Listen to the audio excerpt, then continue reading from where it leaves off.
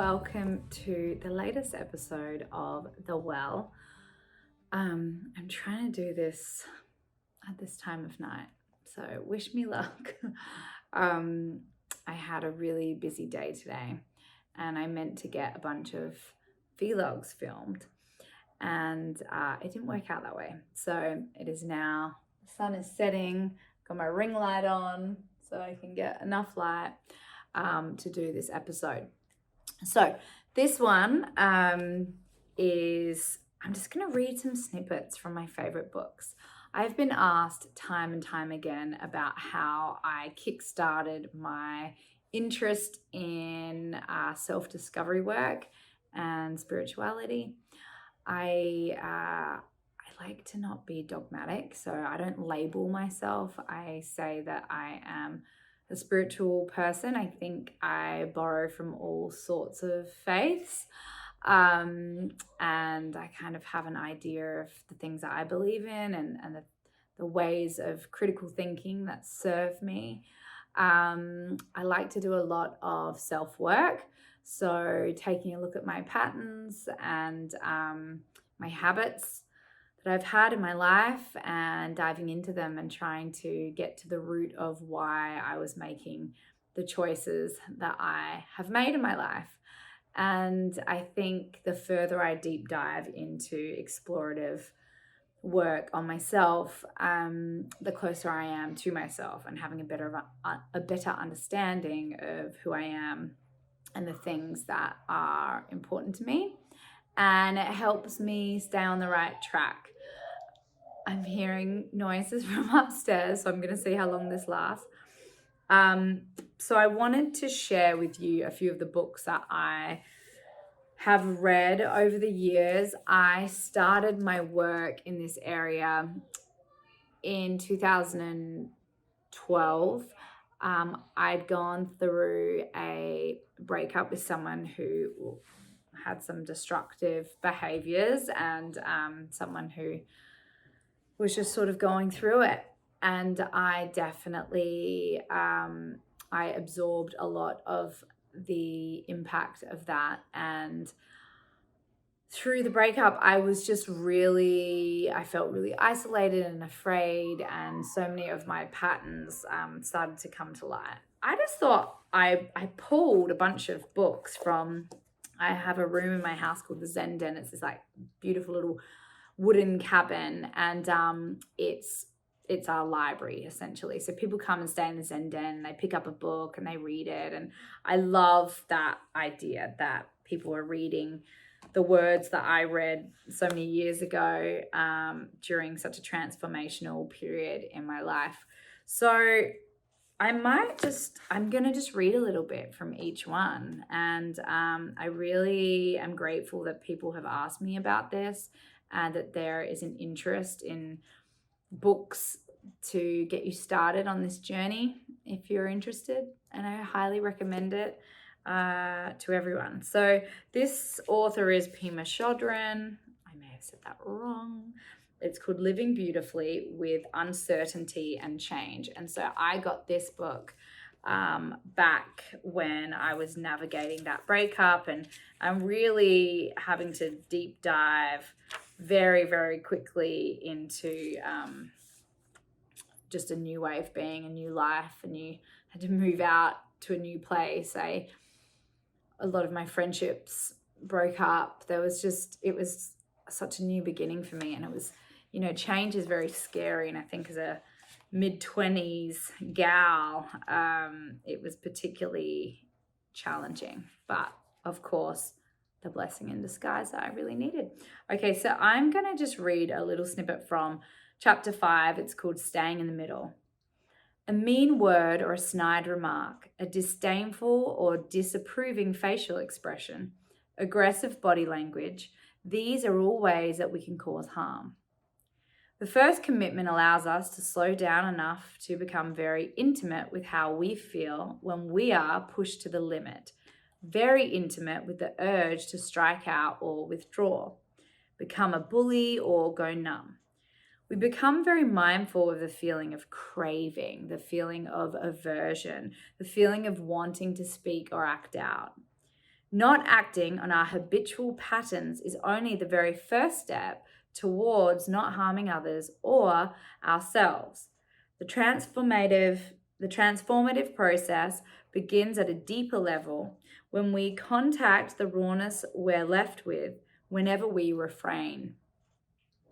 As a way of working with our aggressive tendencies, can't say this person's name, but Zyga teaches the non-violent practice of simmering. I love this concept. He says that rather than boil in our aggression, and he describes it as a piece of meat cooking in a soup, we simmer in it. We allow ourselves to wait, to sit patiently with the urge to act or speak out in our usual ways, and feel the full force of that urge without turning away or giving in. Neither repressing nor rejecting. We stay in the middle between the two extremes, in the middle between yes and no, right and wrong, true and false. This is the journey of developing a kind-hearted and courageous tolerance for our pain. Simmering is a way of gaining inner strength. It helps us develop trust in ourselves, trust that we can experience the edginess, the groundlessness, the fundamental uncertainty of life, and work with our mind without acting in ways that are harmful to ourselves or others. So this particular piece I picked out because I have in my life, I've had a tendency to be very reactive and get on the defensive when I'm feeling feelings of being misrepresented or anger or whatever that is. I've definitely in my past gotten very reactionary, and I find that never turns out to be a place of meeting that person with love and compassion and understanding with an open energy. So simmering, I really like this idea because it's holding those feelings that you have without a yes or a no. I love the true or the false, like just sitting in the in-between moments, taking a breath and waiting before you react. So that was a piece of advice that I still find hard to follow sometimes, but I just find that it's just those little changes that make such a profound difference in your communication with other people. So I'm now going to go on to The Sun and Her Flowers. It's a book of beautiful poems by Rupi Kaur. It's the #1 New York Times bestseller. I like this one that I picked out. When it came to listening, my mother taught me silence. If you are drowning their voice with yours, how will you hear them? She asked. When it came to speaking, she said, do it with commitment. Every word you say is your responsibility. When it came to being, she said, be tender and tough at once. You need to be vulnerable to live fully, but rough enough to survive it all. When it came to choosing, she asked me to be thankful for the choices I had that she never had the privilege of making. Lessons from Mama. I love that. I love the dance between tender and tough. I think that's so beautiful, and the leaning into the vulnerability. There's just something about that really, really spoke to me. I am a talker, and in my older years, not only am I trying to take a breath and take a beat before responding, I'm also softening and listening, trying not to talk so much and hold the space and listen. So I just think that's so beautiful. I really recommend getting this book. There are just so many pearls of wisdom in here. So that's another really good one. Okay. Shifting gears slightly into The Urban Monk by Pedram Sholjai. Eastern wisdom and modern hacks to stop time, find success, happiness, and peace. Who doesn't want that? Okay. So okay, this is about past wounds, healing the past. Learning to heal the wounds of our past is the only way to have a peaceful present.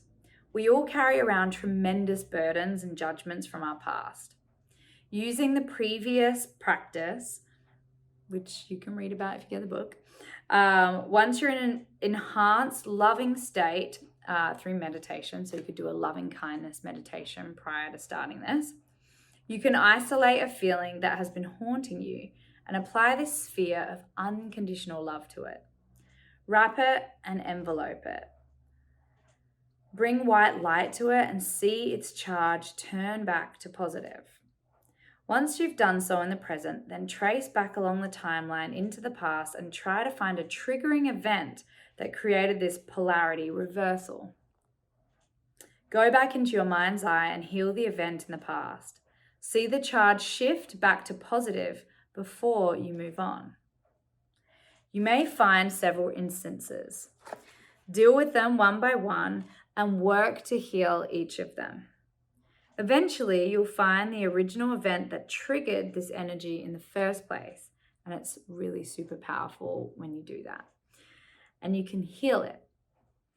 See this scenario and all the people around you and it. Freeze time and bring love to that situation. Wrap everyone in white light. Then, in that frozen time, play out the scenario the way you'd rather it look.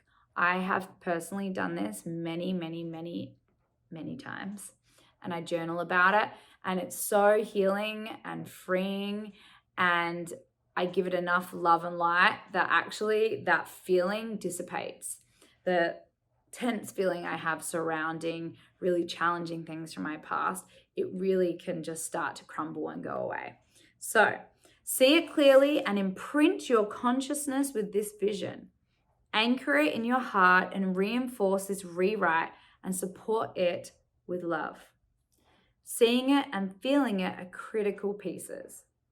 This is where anchoring our consciousness with emotions and visualization can really make magic happen.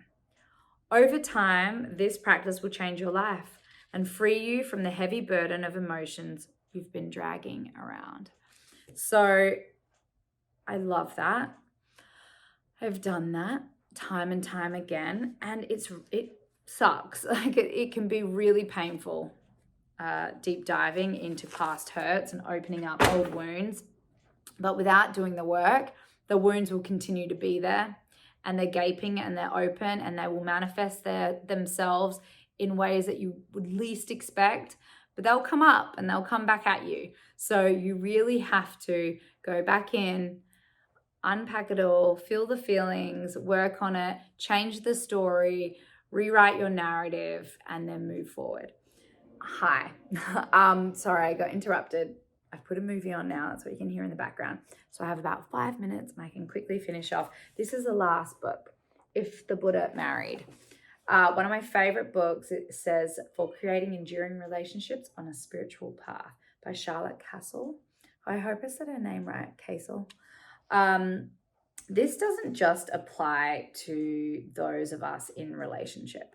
This is also great for friendships, for family relationships, co-workers, whatever it is. And this particular bit that I pulled out from the book, it's chapter 18. They're in these small little chapters.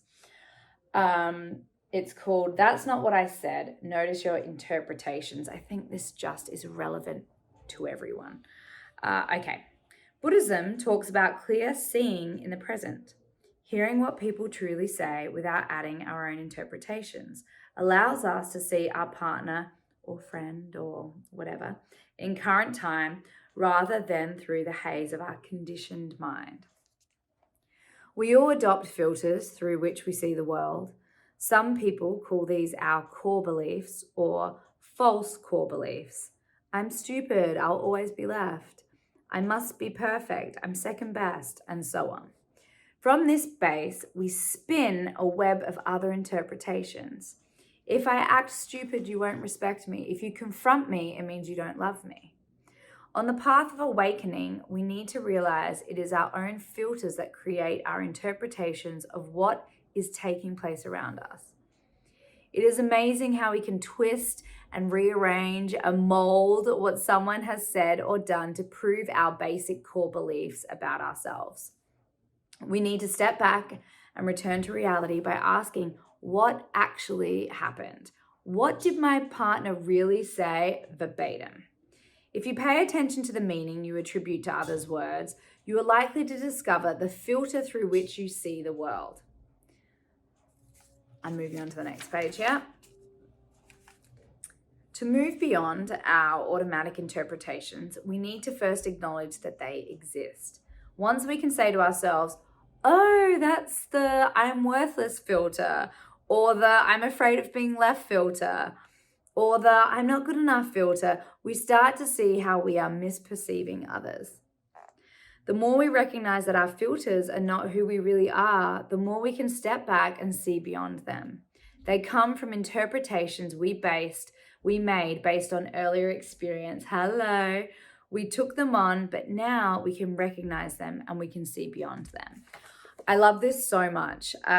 Mark and I have this thing in discussions or arguments or communication that we say to each other. If I'm trying to plead my case, I'll say, the story I'm making up about this is. So I'm not saying you said this, you did this, you're acting this way because of these reasons. I'm saying, hey, gathering all that evidence, I'm adding that to my narrative or my version of the story. And this is the story that I've created from all of these pieces. So that you're really taking ownership of how you've decided to write the story, to be the scribe. Like, you are the author of that story, and it might not necessarily be accurate. That happens all the time. So it's happened recently in friendships of mine where the person I'm talking to has a certain idea of how I've been or how something's happened, and they take the evidence and they feed into their narrative. And I do the same thing. So I create a story and I'm actively searching for evidence to back up my version of the story. And it's completely detrimental to healthy relationships and good, clear, open communication. So the story I'm making up about this, or what I've made up about this is. So I would recommend you taking a look at that, figuring out what is your lens? Like, what lens do you project? What do you think of yourself? And so much of it is about cultivating that self-love again and that acceptance and finding that little critical negative voice. What does it say about you? And how does that feed into your relationships? Because it can just be so detrimental when we aren't actively and acutely aware of the ways in which we are letting ourselves down. I have a little Miss Poet who has stepped into the room. Are you ready to go nice with Mum? But I can put this back in. You can't put that back in? She speaks with a South African can't. She can't put that back in. I can. You can? Can you put them back in for me? I'm going to get off this now. I can't. Oh, you can't? All right, Mummy will help you with that, okay? So I'm going to say bye to everyone. Bye-bye. Bye-bye. Bye-bye. Oh, big kisses. And I will see you next week for another episode Bye-bye. of The Well. Bye-bye. Mwah. Bye.